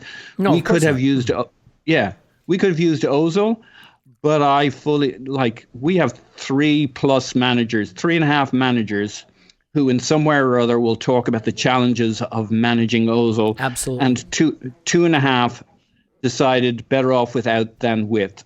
And like a player who's that major and that significant in terms of the landscape of a team can absolutely undermine a manager. So I understand him. I mean, and let's be fair to him. He played him 10 games straight in the Premier League to begin with. So it's not like he wasn't willing. And it's the only period where our metrics under him were any good, by the way. The underlying metrics. Yeah. Just worth noting. Sure. Finish up. Was that it? So, I guess so. I mean, basically, he, at the end of the day, the most important thing is finding ways to win. Because that's how you reset culture, right? Yeah. Leicester City has evolved massively their culture since they did that thing called winning. Liverpool has a culture built on winning that started to devolve into a lesser culture, one that was kind of, I won't bother describing it, but like the culture was beginning to be lost and they rebuilt it, but mostly they rebuilt it by doing the right things, but winning. Yeah. Getting them better and better each season. Now under Klopp, they're serial winners. That's, our culture under Wenger when we were winning versus our culture under Wenger when we weren't. Two different cultures. So if you're going to tell me, and I don't mean you, I mean someone, that taking a 20-year-old with 4,000 Premier League minutes and making him a worthless asset is the right thing to do because culture. I just can't get there. I can't get there. Yeah, absolutely. Let me just say this, I'll say it in 2 sentences. Sometimes the solutions have to be more creative. If you're paying someone £350,000 a week to play football, find a way to get them to play some football for you. Because Paul brought up the concept of, not every crime has to have the same punishment. This is like a crime where we punished ourselves. We punished ourselves. Yes, we punished the players. We punished ourselves too. Because now Mikel Arteta has to look around. And I mean, does he want to be starting Mohamed El-Neni and Granit Xhaka? Does he want to be playing Lacazette as a box-to-box 8, 9, 10? Surely not. And I just think if you're going to tell me that excommunicating a 20-year-old with 4,000 minutes to the point where he has no value to anyone was the right way to handle that situation, I'm going to say that's a club that's never going to thrive. And there has to be a voice in the club that says there's got to be a more creative solution to that. And the Saliba situation reinforces it for me because, again, a £30 million asset that we look like we have no idea what to do with it. No idea what to do with it. While his French countryman, Fofana or whatever, is playing just fine in the Premier League, when Saliba looked every bit as good as him just a season ago. So Clive, better. Better. Yeah, he's better than him. I watched them both many, many times, and so I think you're conflating things a little bit here. If I'm honest with you, usually the case. And it's a really good conversation to have, but not by the context by which you laid it out, right? So I think you mixed up culture with decisions, right? So there have been lots of dumb decisions. We all agree. And the decisions look even more dumb today when you're sitting 15th in the league, right? When you try to describe culture, what is culture? The simplest way to describe culture basically is the way we behave as a team, as a group of people, right? So, and those behaviors are a reflection of the values you want to implement into a club. And so those behavioral type issues that are reoccurring, like Guendouzi, for example, they don't want to kill the guy, but we sort of know there are reoccurring behavioral issues which go against the values which you're trying to implement. You can decide, well, look, when he came in, he spoke about this is how I want us to behave, this is how I want us to live. They're cultural statements. If someone goes against those cultural values, the group's values, then you have a decision to make. Do I fold or do I act? Right? So he's chosen to act and move those people on. Right? So now if you want to talk decisions, we can talk decisions, but those guys that have basically gone against the values he's trying to lay down, they've been chinned. Now, when we're losing, we look at those decisions and think, actually, was that the right thing? We're not close enough to know what generally happened. We're not close enough to know the splits in the camp. We're just not close enough. We can suspect with the contractual issues, with the cliques of the German clique in the camp and people that are aligned to us or people that are aligned to Socrates, people aligned to David Luiz, people aligned to certain agents. You can imagine the concoction of issues in a club where 12 to 14 players will not be there next season. This is a real challenge to hold your standards and hold those cultural values when you can see things falling apart on the football pitch. And that is the power of the football player. They decide, right? They decide far too much in this modern game, in my opinion. So he's got to do his balance now where I need to carry these guys with me, even though they're not really showing the right behaviours or training or leadership on the pitch. I need to carry them. I need to support them. I need to keep playing them. I need to get to the summer. I need to get that far where I can put these plans into place. Right now, no one's sure if they're even good enough to put those plans into place. But what I will say, there is no team that have done anything in the game without a successful culture, common set of values, and a common set of goals. Right? There's no team whatsoever that has done that. And you build upon that. You build upon it. I know he's trying to do it. Whether he's strong enough to do it, whether he's got talent to do it, we can debate that. And right now, at this moment in time, this conversation, I got to caveat it because we're 15th. If you want to have a discussion on culture and discussion on these things and values and behaviours and things like that, then let's have it. Let's remove the context of where we are. Because that's the right thing to do. When Wenger came in, he did exactly the same thing. He laid down what people are going to eat, how they're going to live, how they're going to stretch, how they're going to train. He even took the tomato sauce away from people. He was laying down his culture, transformed the British game. It all sounds great because he won. Arteta won initially, now he stopped winning. So now we're splitting it all apart. We're dissecting it. Just win, and everything looks good. But the challenge he has is, got these lumpy experienced players, overpaid, not many PK's players, and a group of amazing young talent not quite ready to carry the ship. I can't see an exit plan for him on the grass. That can end up with an exit plan from the club. Yeah, that's all well said. I think, and Paul's gone, but if you do want to find him on Twitter for some reason, it's pausing in my pants. Clive, I think the thing that is difficult for me with our current situation is that we have a coach who is not getting performances on the pitch with the talent he's got that are commensurate with that talent. It's a bad squad, but Scott just posted, we are 19th in the league in possessions that result in shot creating actions. 19th. I mean, I don't care how bad the players are. We don't score, we don't create chances, and the more he has tried to add to that side of the pitch, the more things have fallen apart at the other side. So, is this a team that could be top four? No. But it's not. What do you think's happening football-wise, mate? What do you think's happening football-wise? I mean, I'm interested because, I heard James speak today, and I have to agree with him. The speed of this decline, and I know you've got your numbers in your head. I know you look at underlyings, but mate, the speed of this it's decline, cratering now. Yes, I agree. And you know why, though? It is, in my view, unbelievable. So it is unbelievably fast. I'll answer that. So I think it's a couple of things. I think it's just a couple small things, because I think sometimes when you reach a tipping point with a team, there's an expression, how did you go bankrupt slowly at first, then all at once? In other words, you were getting into trouble, and then the dam broke and the rest went to hell. And that's what happened with Emery. And I think what happened here is Arteta had the system, that back three that he was using that wasn't creating a lot of attacking chances, but gave us a structure. We knew how to build play with it. We kind of had players in roles that they were getting used to, even if it was suboptimal. As well, by the way. What?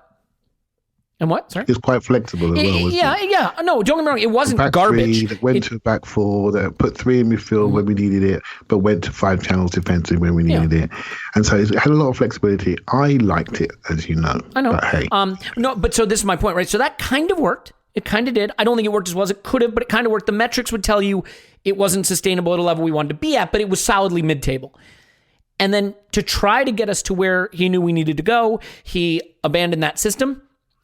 He wound up going with certain players that maybe he shouldn't have gone with. And the combination of losing a few players he needed and going to a system that didn't feel as natural to him, that maybe the players didn't understand as well, it just kind of collapsed in on itself. And maybe there is a bit of players kind of abandoning ship now on the project. And that is the kind of speculation that you don't necessarily need. But again, I just think if all it was Mikel Arteta was having some growing pains coaching, that's going to happen with a young coach. But we created a single point of failure in him. We consolidated power in him. And now, he's made such big calls and made so many big moves already that aren't panning out for him, that I think it's much harder to turn that around. And so, I get it. It's easy to say, screw Mesut Ozil, get him out of the club. Screw Matteo, he says, see you next Tuesday, get him out of the club. And I'm guilty of that too, because there are times when you just want to tell that jerk to F off. But when you have the responsibility of coaching $1 billion sporting organization, you have to be flexible in your thinking. You have to take the assets that the club is putting millions of pounds into and find ways to turn those assets into value, either on the pitch or in the market. And our spectacular failure to turn our assets into value on the pitch and in the market is why we're in this position. And a lot of that is not on Arteta, but a chunk of it is. And that, to me, is the crux of it. When you run $1 billion sporting operation, football operation, your goal is one thing: turn assets into value on the pitch. And if you can't turn them into value on the pitch, turn them into value in the market. That's the whole thing.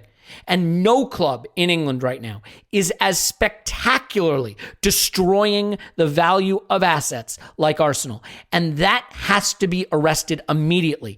And if Arteta was just the coach, it might be about just putting a structure in above him. But so much power has now been consolidated in him that unfortunately I think he probably has to go to arrest that asset destruction, that value destruction. Because Clive, if we're ever going to be good, we're not going to be good soon. It's not going to be this year. It's not going to be next year. Not going to be the year after that. We have to start converting assets to value. And Liverpool showed it can be done. I think we can do it too. But I don't know that we have any people at the club that can do it. I mean, is that fair? Look, you've been closer to asset management than I've ever been. You've worked in finance in your life. I have not. So maybe I'm talking out my ass. But Do you see my No. essential point, though, which is that we have these assets that we pay millions of pounds for, and we are destroying their value both on the pitch and off the pitch? We're terrible. We're terrible at these decisions. Right? And it's almost like we don't need to relitigate it, Elliot, because we sort of know them all. You know, decisions to bring them in, decisions to play them, we see them destroyed on our watch. You know, just terrible. Just I don't want to go there, right? It's heartbreaking. The Guendouzi one is quite an interesting one. That's quite a near-term one. So let's use that as an example, right? So he came in for 7 million quid as an 18, 19-year-old. I think that's right. 18, yeah. Mm-hmm. 18. He comes in, plays lots of minutes, does quite well. Does quite well in an environment where Emery was losing some of the players, and obviously the players that he brought in were quite loyal to him. Guendouzi being the chief one, he got loads of minutes on the pitch. He was okay, quite talented, quite personality-driven, quite demonstrative, quite individualistic. Very hard to pin down positioning, hangs to the left a lot, leaves the centre open, teams ran through us. We weren't great in the league, didn't quite get where we quite needed to get to. He comes into our test. He's there when Arteta arrives. Arteta has a look at him and maybe decides that he's a little bit too individualistic for him and can't get him to play as he wants him to play in a bit more of a positional system with a positional coach. And he's a bit of a free spirit. He likes to be where he likes to be, hair flying in the wind. Look, I watched him recently. Trust me, I've watched him. I watched him at the weekend. I watched the game. I'm watching him jogging around. I've seen his YouTube clips. Mate, I'm watching him. He is not a solution to our problems. I'm telling you right now. He's a nice player. He is not the solution to the problem. No, I'm not saying he is. But do you think that taking a 19-year-old with 4,000 Premier League minutes and rendering that asset essentially valueless through, really publicly... This is where I was going. Sorry, go ahead. This is where I was going. Because right now, because we're doing something that we don't normally do, he's out on loan now with a year and a half to go on his deal. He'll come back in either in January or the summer. I'm not quite sure the details of the deal. And he would have played another season. He would have had minutes in 2 leagues, 3 leagues now. And he will have some value if he continues to play this well in that German league. I actually don't think that's too bad. We've done far worse things, do you know what I mean, than that one. Torreira's gone out. That one confused me a little bit more because I think that type of player we could actually do with. And he's not playing. So he potentially could come back in January. Will he come back to play or will he come back to be sold to Torino or one of those 2 clubs I think are after him? So I'm not too sure in that situation. So I actually quite like the fact that you come back to your fail fast thing. If he doesn't like him, that's fine. Then loan them. They hold their value. They're playing. They're in the shop window. People that like them can come and get them. It's the stuff we've done historically, which I think is really bad, which I totally agree with you. We have players that come here for a pension and they sit here on these wages that we pay them too much and they don't have to win. Back to the culture discussion again. You don't have to win. Why is it okay? Why are we getting Lichtsteiners? Why are we getting Socrates? Why do we feel we need these leadership guys in the club? Because we're leaderless. Why are we getting David Luiz? I urge you to watch the video the day when David Luiz signed. I urge you to watch it and he walked into the club for his medical. I just want you to watch it and see how he bowls in like he's the king. I just want you to watch it. And it told me something about our club. It really broke my heart, actually. But why does he think he's the big deal? He's not the big deal. I've seen videos of him 10 years ago giving away penalties stupidly. Yet we decide to pay money for him. Chelsea then replace him with a guy that's 2 years older. 2 years older. He's coming to their team. He's been better. And now in Thiago Silva, they're going to offer him a new contract. He'll be there for 2 years. He'll be there when he's 37. He'll be there. Because he's got better dressing room culture and values than David Luiz had. Frank Lampard wanted him out. And he got him out. And we were stupid enough to pay him because of the situation we were in. Because we misread the last skipper. It's just decision after decision after decision. And this is where we are. And something that Mo said on Twitter, and I really believe it, he said, this is where you end up, where you spend 3.5 years dithering and not taking on the rebuild. We didn't take it on soon enough. And now we're in a situation where it doesn't matter who the next manager is, the job is obvious. You're damn right. I thought when... sorry. Sorry, mate. When Arteta first, when we looked at the Emery One pod, I thought the next one after Emery would be the guy. But I think it's the next one after Arteta. If Arteta survives this and comes out stronger, we put people around him, then great, if we have a plan. If a couple of is there, wasn't there, mate, that came out my mouth. The next guy that walks in is completely unburdened by this. Hopefully there'll be a structure around him. And the job is obvious. It's like, you just wake up, well, I've got rid of these 10. They're going. 4 are going anyway because their contracts are running out. Great, I ain't going to worry about them. These idiots who've 1 year to go, they need to go. Find yourself a club, mate. You're off. And you're off, and you're off, and you're off. That's 14 gone. Bang. I can now bring in 7, and I can promote some fantastic youth players. What a fantastic job that is for somebody. Could it be Arteta? Not sure. The next job of the Arsenal manager has got to be one of the most plum jobs in the world. You've got great youth quality there. I'll fix it. Really quite experienced. That's really, thank you. It's really quite experienced, and all the old guys are on their way. They've taken their money. They've had enough coffees in Highgate. They're on their way. So here we are.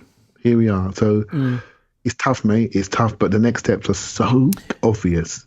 You just decide. It's just how we want to get there. And that's the bit that's a debate, and that's why we need results to make us feel a bit more serene. Yeah, I agree with everything you said. And this is why I bristle when people are like, "Oh, we're not accountants." Why are you always talking about value? Some of the criticism I got for not being totally on board with the party signing, for example. You can't sit up and this is not with you, Clive. I'm just saying, in general. You can't sit up. It's a very good view. I don't dismiss it, Elliot. Football-wise, I'll have a row with anybody about him as a footballer, but club strategy-wise, it's a really valid view. Yeah, and because I think what I'm saying is you said the rebuild has to happen, but for the rebuild to happen, you can't come up with an excuse for all the short-term moves. You can't say, well, all right, yeah, I get that Aubameyang's going to be 31, but this one's going to be fine. Let's just do this one.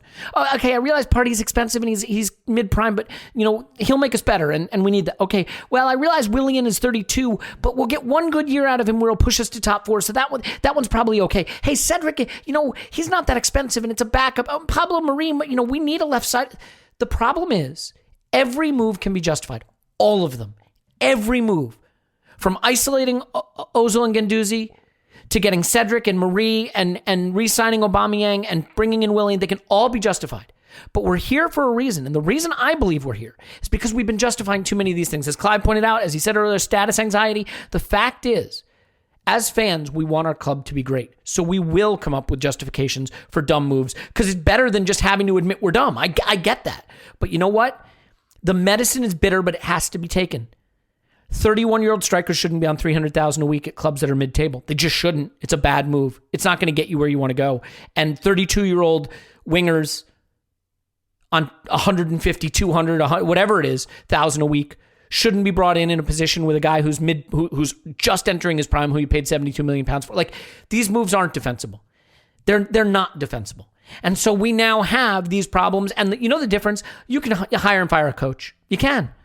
But you can't sack the squad. So now we're Aubameyang. Who's going to buy Aubameyang on $300,000 a week at 32 years old next summer? Nobody. Who's going to buy Willian? Nobody. Cedric? Nobody. Pablo Marie? Nobody. Just like nobody wanted Mustafi. Just like Xhaka, we can't, maybe we could have moved him, but we didn't. Nobody wants these players, and there are problems. Nobody wanted Mesut Ozil on $350 a week, and now nobody has him. Literally not us either. So these decisions don't just affect you short-term by making the team not better. They affect you massively long-term because you can't move out of them. You're stuck with them. So let me tell you something. You know what the lineup is for opening day of the 21-22 season? Willian, Oba, Lacazette, Xhaka. You know what I mean? That's the lineup because that's who we've got. So lean into it. And that is the problem. When you excuse these short-term moves, you don't just mortgage the short-term, you mortgage the long-term in a big way, and that's what we've done. And that is not Arteta's problem, but I think Arteta has leaned into it a bit. He had no one above him to say no, and he's been the victim of that power vacuum at the club. And ultimately, it floats all the way up to the Cronkies, but we're not going to have that conversation right now because that's just, a bit tedious. You want to wrap it up there? I absolutely agree. It's painful, right? It's really painful. It's nothing we haven't said before, but when you see it condensed and you see it coming, It's really painful. The dumb decisions. We're dumb on the pitch. We're dumb off the pitch at the moment. I'm going to try and leave a little bit of positivity. I don't know how I'm going to drag some positivity out of this. What I would say is, it was only a little while ago we were watching Aubameyang run through Man City's defence, right? And it was only literally, was it August? So it wasn't that long ago. The speed of this has surprised me. I do agree with your point about justifying dumb decisions. When we went for Cedric, I thought, well, why are we doing that? I'm not too sure.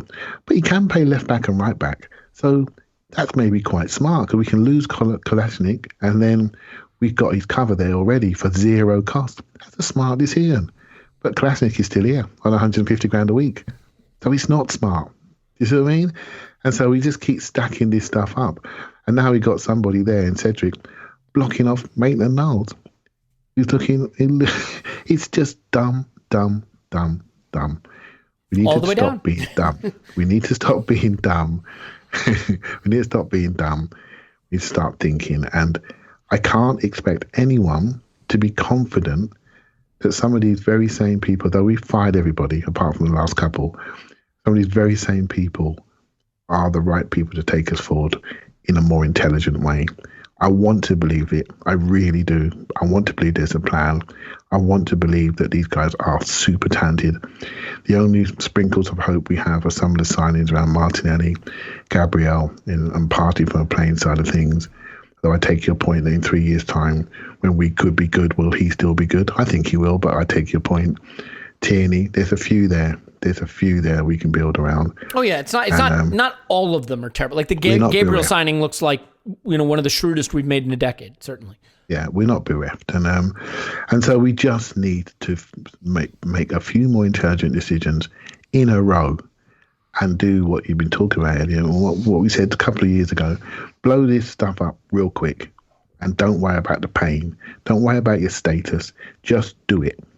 Just do it. That's how you make people think you're serious. Don't half cut it by having these guys in to make you feel good. They're just vanity signings. Just really go for it. Although I still think Aubameyang was not the worst thing in the world. But right now, when he's not scoring, I can't argue. So there you go. Yeah, and to be clear, I always have to say this. My favorite player, love him, wanted him to stay. But my head said, at that money, at that age, we're committing ourselves to someone who's not going to be good enough through the project we're trying to create. If it was Balogun, Nketiah, and Odison Edouard, right? Would you feel a little better about what the upside is, what the long term? I feel better on the spreadsheet, but people can fold. Well, we can't be any worse on the pitch, so the spreadsheet would be a start. From a spreadsheet side of things, wow, it looks really good. Look at these ages, these guys, look at their talent. And as soon as they play a bad pass, we need someone a bit more of a sure thing in there. We're very difficult to please. You need to get the balance right, and we've got it wrong. There's no debate. We've got it wrong. And that's fair. There's too many people hanging around, too many squatters hanging around in there, mate. You know that. They will soon be gone. Well, I think it's time for us to be gone. Just a smooth 102 minutes into the podcast. I'm sure there'll be a lot more conversations like this, and starting with the one on Wednesday against Southampton, where I think it could get really tricky. And I look, the one thing that is clear, no matter what I think we should do, I am rooting for Mikel Arteta. I am rooting for these players. I am rooting for this club. So I hope we win by the scoreline I'm about to announce on Wednesday, and I hope he turns it around and sticks it right back in my face and leads us back up the table, and next season we win the GD title. Like that would be fine with me. So here's hoping. But I certainly think from where we are, it's harder to see. It's easier to see the bottom than the top. So that's concerning. Clive's on Twitter at ClivePFC. Thanks, bud. Thank you very much. Tim will be back in the future, as will Scott, of course. Clive and I will do a rewatch of the second half of this game, which you are obligated to join us for on Patreon because you know what you did. You're being punished. We will also be scrapping Paul's book club idea, having listened to his reading list, which is deeply concerning. In any event, hang in there, everybody. These aren't the easiest times. They are interesting times, and hopefully they will lead to better times ahead, and I hope we can all enjoy them. What I will say is these moments will make the good moments that much sweeter. And you know what? We won an FA Cup last summer, so always worth remembering when we're at the bottom what it felt like to hoist the cup and those good days, and hopefully more good days in the future. We love you, and we'll talk to you after Arsenal 10, Southampton 0.